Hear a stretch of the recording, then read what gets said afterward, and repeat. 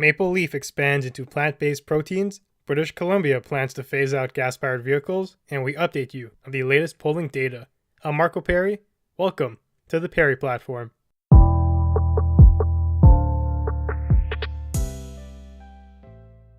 We've got a lot of environmental news today, which is good. It seems like Canada is trying to become greener than Shrek or something lately, and hopefully, with continued persistence, we can meet that goal. The first article I want to cover today is in regards to Maple Leaf and their expansion into plant-based proteins. They're basically doing away with meat products and moving in to the trend of consumerism. So before I get into that, a little bit of background on the company seems to be in order. So Maple Leaf, for those of you who don't know, is a massive Canadian meat processing company.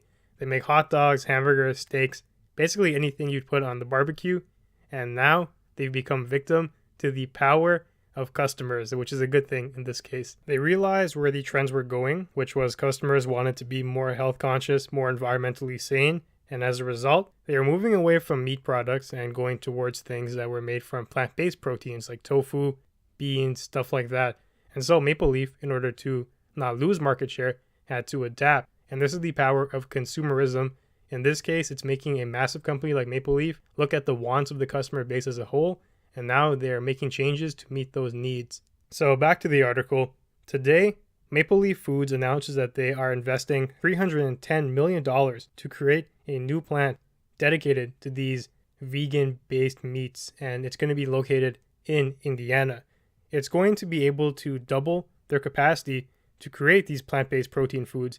My first question when I heard this was, why Indiana? And it's kind of funny how that stood out to me, because obviously $310 million for a new plant is pretty massive, but the location, I'm so confused as to why they would pick Indiana. So it's supposed to be the largest facility of its kind in North America.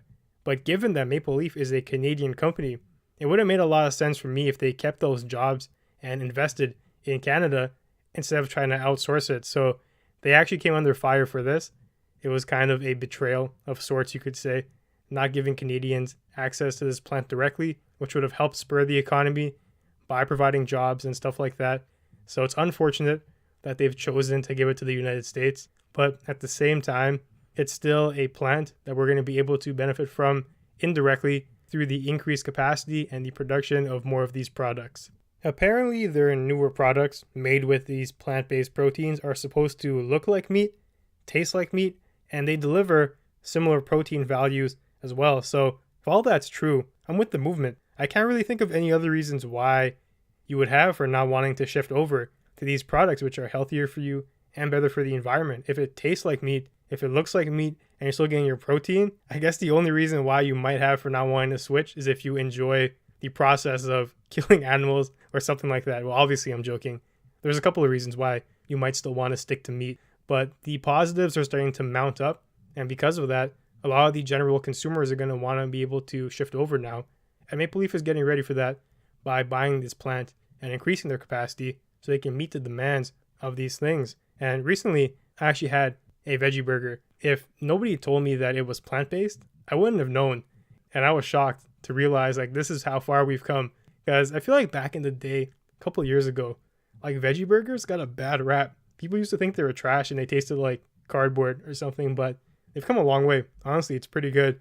And the only noticeable thing that I could tell was the texture was a little bit off. Like if you really focused in on the chewing, you could tell it wasn't the same consistency as meat. But unless you're really into that and that's like why you eat meat, for the texture, then this change isn't really going to be too massive for you. So of course, given that, I'm still all for balance. I don't expect everyone to fully give up their meat products and everyone's going to jump on to this trend of plant-based proteins. People have their reasons, and sometimes you just want a real steak or a real burger or something, and I'm all for that. The only thing that I see here as a positive is a reduction in the meat intake that a lot of consumers are now going to be incentivized to undergo. By even reducing your meat intake by 25, 30%, 50%, you'll see a lot of changes, and if we do it as a community, it will be amplified. So the first thing I mentioned before is these are healthier for you. So red meats have a lot of things like fats and oils. They clog your arteries. Things like this when eaten in excess, and it depends also on how you cook it, how you prepare it. But these plant-based meats are a lot healthier. It doesn't have a lot of those oils and greases that are found in the meat. And in terms of environmental impact, I'm going to touch on that a little bit later. But if you guys didn't know, cow farts are literally deadly to the atmosphere. So before I get into that, I just want to jump back to the article because the issue of cannibalization was brought up. And that's not meant in the sense where there's going to be people eating other people because they've gone crazy from all this plant-based soy products or something.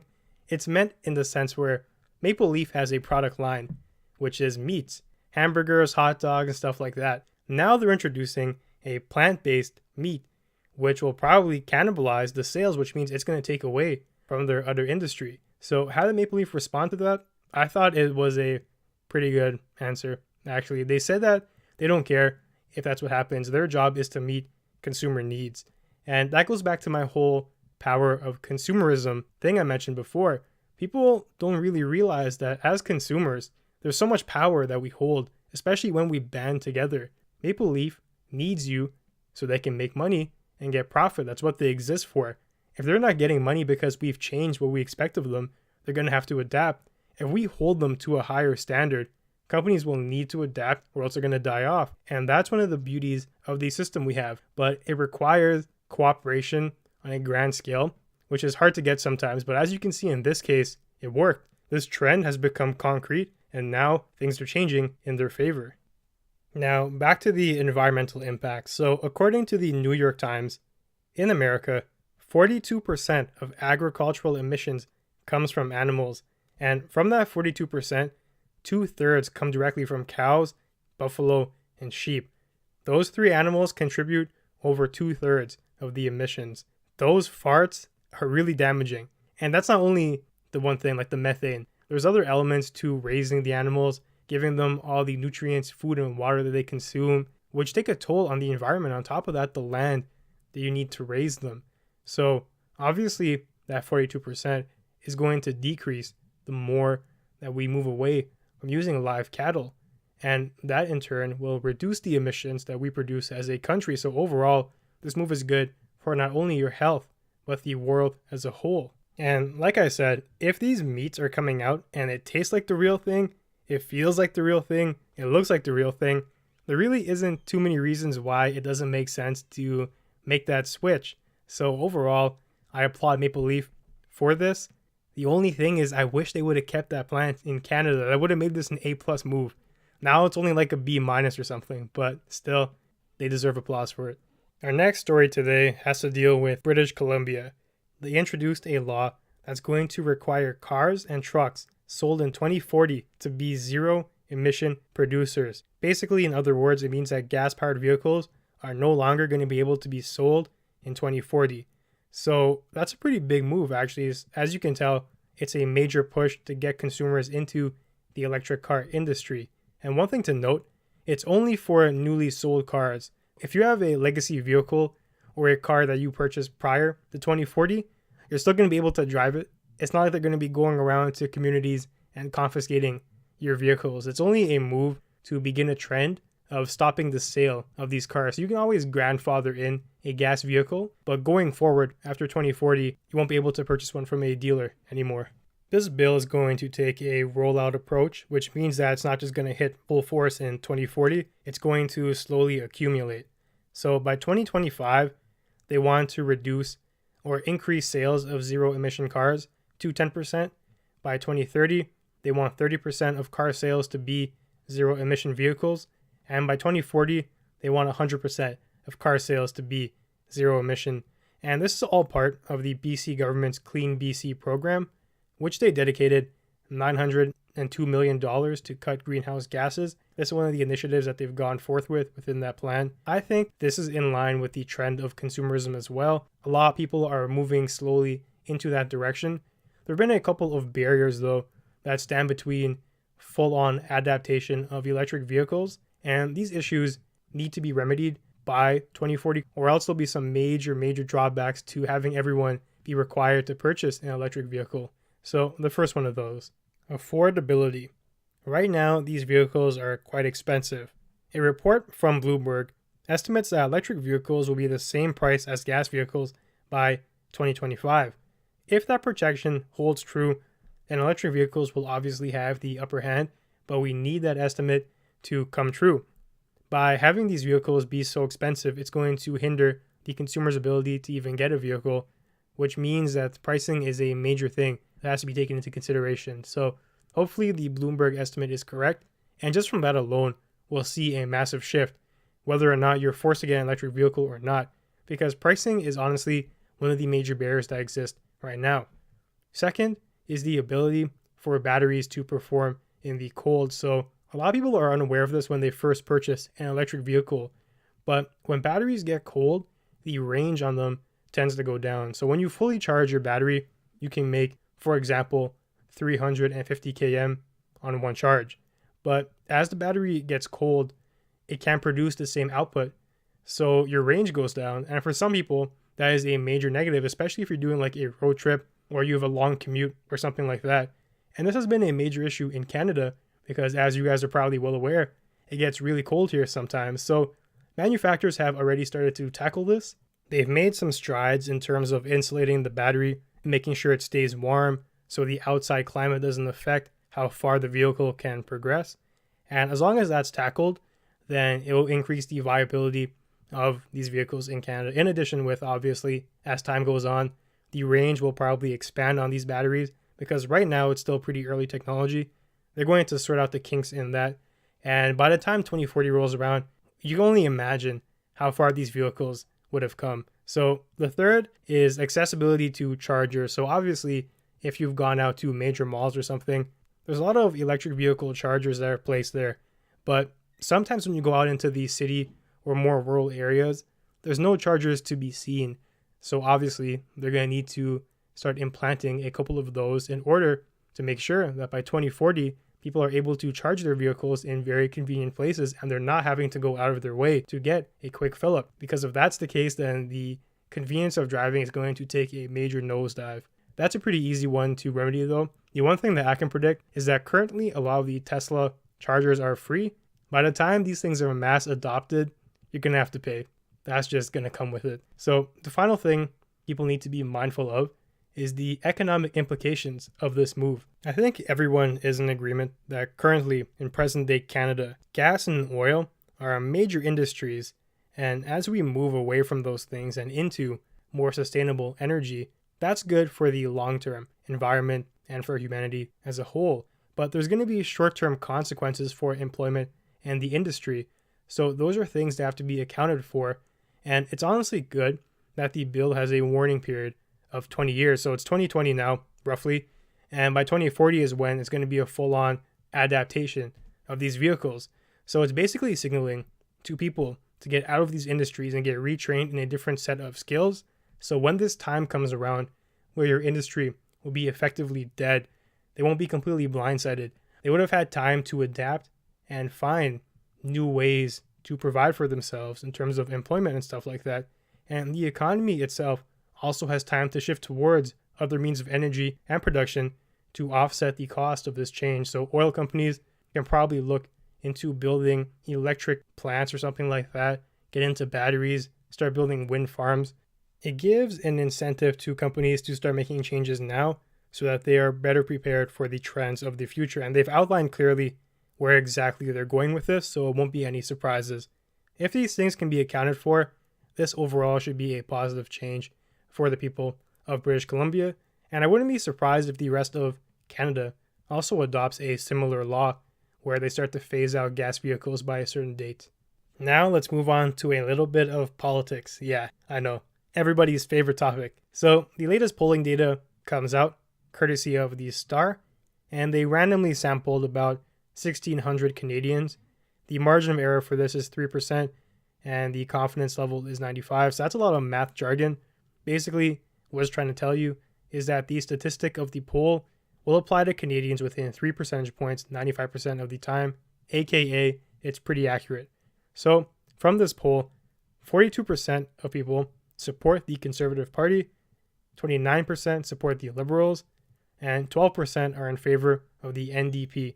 So as I've mentioned in previous shows, the Liberals continue to slip, and it's getting compounded by the way they've handled things like the SNC scandal. The Conservatives literally have to sit pretty.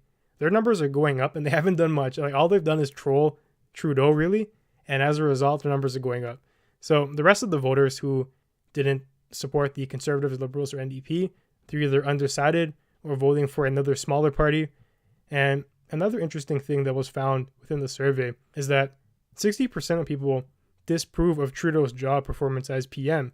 In addition to that, 57% say Canada is worse now prior to him coming into office. And that's really a tricky question, obviously, because to say Canada is worse now compared to before he took office, it's like, what do you mean by that? In terms of economy, in terms of policy, in terms of whatever, like social interaction. If you're going to judge it as a whole, it's very difficult because people place different weights on certain parts of Canada. Like I've mentioned, like the economy versus social justice. People are going to weigh those things differently. And the survey asked them as a whole. So it might not really be as interpretive as you think in terms of being able to pinpoint where exactly the Liberals can improve.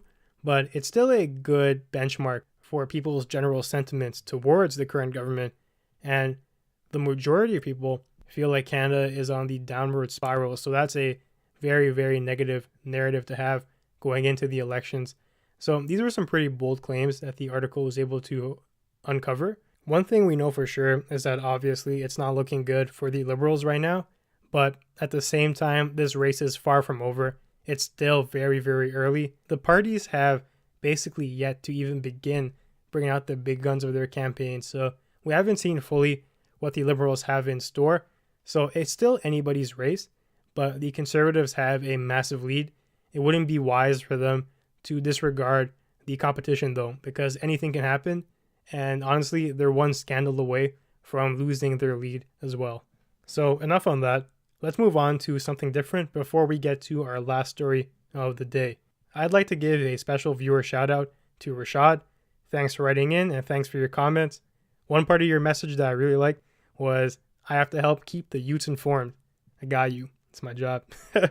So if you'd like to get a chance to be featured in an upcoming episode, send your comments or questions to perryplatform@gmail.com. I'll pick one of you to be part of the viewer showcase. Today, it was Rashad. Thanks for submitting. So now we get to the last story of the day. And honestly, it is terrible, extremely sad, and it breaks my heart to be having to read this out to you guys right now. I want to conclude by giving my condolences to a family in Calgary. So there was a 9-year-old girl named Amal who committed suicide. It was due to alleged bullying, and the parents' account of the situation outlines very heinous things that were said to her. It's very terrible, honestly, to be put in a situation like that where you feel like you have nowhere to turn. And keep in mind, she was only 9 years old. To be having such a terrible experience at that age is honestly heartbreaking. And my thoughts and prayers go out to the family. Death is honestly the greatest loss we can ever experience as humans, and it's unfortunate that the situation unfolded the way it did. And it's true that kids can be ruthless at this age, and especially while they're young, I feel like they've yet to develop a sense of empathy and compassion. Kids honestly will be spewing out the craziest notions that come to their mind, and oftentimes they're looking for a laugh or to be the center of attention.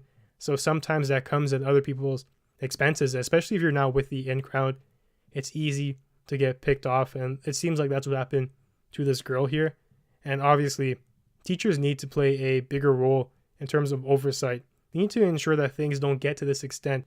This bullying has to be caught early and dealt with to make sure that things like this suicide don't happen. And obviously, the community is going to be grieving for a long time.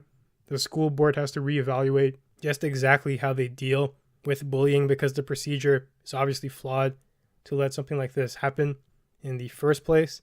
And I'm wishing the family the best as they go through this tough time.